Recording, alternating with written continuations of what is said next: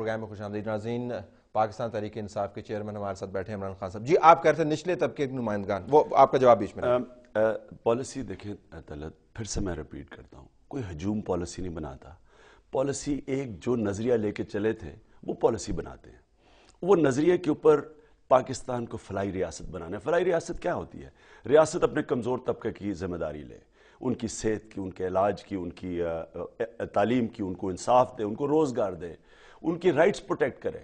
یعنی کہ بجائے پالیسی جو آج بن رہی ہے پاکستان میں صرف ایک ایلیٹسٹ, ایلیٹ کے لیے سکولز بھی ایلیٹ ہیں, صرف جیلوں میں بھی غریب آدمی ہیں, انصاف بھی ایلیٹ کے لیے, سارا کچھ چھوٹے سے طبقے کے لیے. اس لیے ایک ریورس کرنا ہے پاکستان میں, اس لیے نام انصاف رکھا تھا, معاشی, عدالتی اور تعلیمی انصاف. اب اس کے مطابق پالیسی بنے گی, جو بھی آئے گا اس ایجنڈا پہ آئے گا. میں انشاءاللہ آپ ڈسپوائنٹ نہیں ہوں گے. 25 دسمبر کو کراچی میں اپنا ایجنڈا میں دے رہا ہوں. اس میں ہم نے کوئی کسی کے اوپر پرانوں کے اب تنقید نہیں کرنی. ایک ایجنڈا رکھنا ہے پاکستان کے سامنے, ایک نئے پاکستان کے لیے, اور وہ ہوگا انصاف کے اوپر, معاشی انصاف کے اوپر, عدالتی نچلے طبقے میں کے لیے اس کے اندر بہت کچھ ہوگا. اچھا یہ بتائیے گا کہ یہ تمام کام کرنے کے لیے نمبرز بڑے ضروری ہیں, اور جب تک آپ کے پاس نمبرز نہیں ہوں گے تب تک آپ تمام طرح اپنا ایجنڈا امپلیمنٹ نہیں کر پائیں گے. چاہے وہ مہاتیر محمد ہوں, چاہے وہ اردگان ہوں, یہ تمام کے تمام لوگ جو ہیں, جو ریفارمرز ہیں, تھوڑے سے پرانے اور بالکل نئے, ان کے پاس سیاسی نمبرز ہوتے ہیں تبھی پالیسی کو امپلیمنٹ کر پاتے ہیں. آپ نے سویپ کا بہت مرتبہ ذکر کیا. میں آپ سے ذرا آج جاننا چاہوں گا کہ آپ کا تصور کیا ہے اپنی الیکٹرل سویپ کے بارے میں. جس سے سویپ, اس سے مراد کیا ہے آپ کی الیکٹرل, اس سے کیا مراد؟ ہم کلیئر میجورٹی, 2/3 میجورٹی لیں گے, ہو سکتا ہے, لیکن کلیئر میجورٹی. کلیئر میجورٹی 51% تو پھر مسئلہ ہو جاتا ہے نا. اگر آپ پاکستان تحریک انصاف will have 51%. یعنی کہ اپنا پھر ایجنڈا پورا لے آئے, بجائے کہ کولیشن پارٹنر سے بلیک میل ہو, اپنا ایجنڈا پاکستان کے اندر. صوبوں میں بھی یہی ہوگا, اور اسیسمنٹس کیونکہ آپ نے کی ہوں گی نا. میری اسیسمنٹ 2 صوبوں میں, اور انشاءاللہ اوور آل پاکستان کا میں سمجھتا ہوں کہ ہم میجورٹی کر لیں گے. ہو سکتا ہے کہ اللہ کرے تو اس سے بھی بڑی بھی ہو سکے. کے پی میں اور پنجاب میں 2 صوبے, اور مرکز کے اندر آپ 51% سے زیادہ ووٹ لیں گے انشاءاللہ.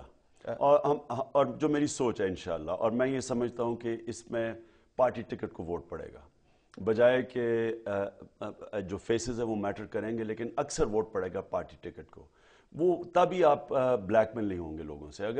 لیکن اگر بلیک میل آپ ہوتے ہیں کینڈیڈیٹ سے, جو آپ خدشہ ظاہر کر رہے ہیں, پھر آپ ایجنڈا نہیں اپنا امپلیمنٹ کر سکتے. وہ بہتر ہے کہ اپوزیشن میں بیٹھ جائیں جا کے. تو نمبر 1 کہ کسی چیز کے اوپر اپنے ایجنڈا پہ کمپرومائز نہیں ہونے لگا. ٹھیک. اب اپوزیشن میں چلے جائیں گے, کمپرومائز نہیں ہوگا. نمبر 2, میں یہ سمجھتا ہوں کہ شہروں کے اندر ہمارے کینڈیڈیٹس مختلف ہوں گے. یعنی کہ جو ہم ایک نئے, جو آپ بات کرتے ہیں نا, نئے چہروں کی اور پڑھے لکھے لوگوں کی, وہ شہروں سے تو انشاءاللہ الیکٹ کروانا زیادہ آسان ہے.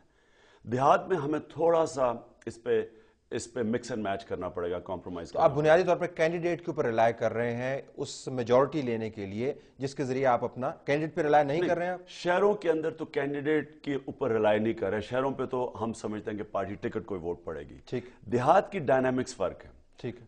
کے پی کی فرق ہے, پنجاب کی فرق ہے, سندھ کی, رورل, اربن, اور بلوچستان کی پشتون اور بلوچ ایریاز. ان کے اندر ہم دیکھیں گے کینڈیڈیٹ کا, یعنی اس کا ادھر کینڈیڈیٹ, اگر آپ کی وہاں ایک پیچھے برادری نہیں, آپ مضبوط نہیں ہیں, ضروری نہیں کہ آپ پرانے ہیں, لیکن آپ کی فیملی پیچھے بیک گراؤنڈ نہیں ہے. مثلا میں اگر میاں والی میں گیا تھا تو میری ایک فیملی تھی وہاں میاں والی میں, جو مجھے بیک کرتی تھی, جو مجھے طاقت دیتی تھی.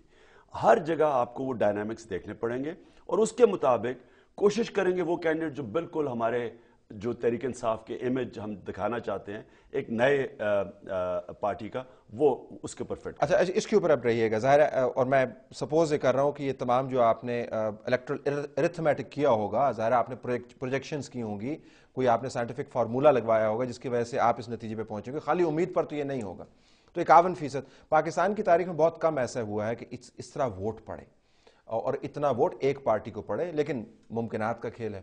نواز شریف کو ہم منہا کر دیتے ہیں کیونکہ ان کے اوپر آپ کے نظریات بڑے واضح ہیں. Zulfiqar Ali Bhutto is one case in point, اور وہ بھی ایک ایکسٹریملی ڈیوائیڈڈ سچویشن کے اندر ان کے پاس عملاً وہ قوت تھی جو آپ شاید حاصل کر پائیں. ذوالفقار علی بھٹو بھی کچھ اتنی بڑی امپلیمنٹیشن, اتنا بڑا ٹرن اراؤنڈ نہیں کر پائے, باوجود اس کے کہ آپ ان کے سیاسی جو افکار ہیں ان سے آپ سمجھتے ہیں ہی از اے گریٹ لیڈر.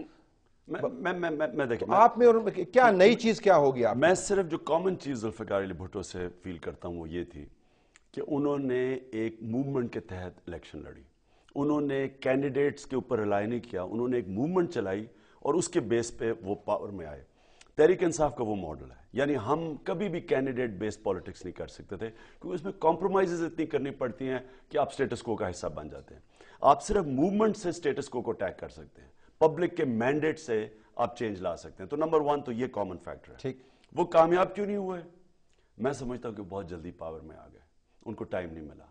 یعنی کہ وہ جو ویو آیا, آپ دیکھیں کہ جس طرح کا جو ویو آیا, ان کی میرے خیال میں ان کی تیاری نہیں تھی. یعنی وہ جو ایک مڈل سا ایجنڈا لے کے آئے, وہ نہ اس کا تعلیمی لے لیں, جو تعلیم میں نیشنلائزیشن کی اس کا آج تک ہم افیکٹ ہمیں رہ گیا, اور جو نیشنلائز انہوں نے جیسے کیا بھی, اب یہ سارا ڈیبیٹیبل ہے کہ اسے کیا افیکٹ ہوا.